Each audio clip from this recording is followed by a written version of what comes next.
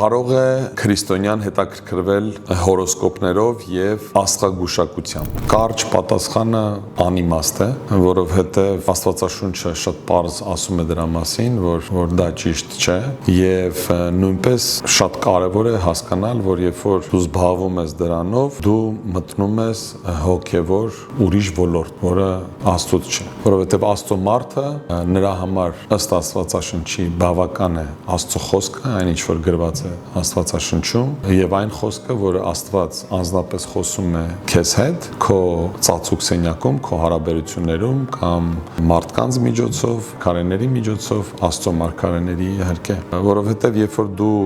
գնում ես աստղագուշակությամբ եւ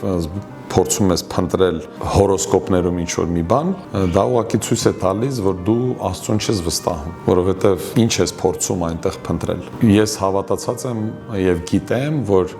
բոլոր պատասխանները Աստվածաշնչում կան եւ Աստված պատրաստ է բոլոր հարցերին պատասխանել, ուղղակի պետք է ուսումնասիրել Աստվածաշունչը։ Ուրիշ հարց է, որ շատ մարդիկ ուղղակի չցանկանալով կարդալ, չցանկանալով ուսումնասիրել, նրանք փորձում են արագ ձևեր փնտրել պատասխանները ստանալու եւ դրա համար դիմում են նման բաներին եւ դրա պատճառով ցավոք սրտի ընկնում են տարբեր թակարդների մեջ։ Այնպես որ շատ կարճ հեռու մնացեք նման բաներից։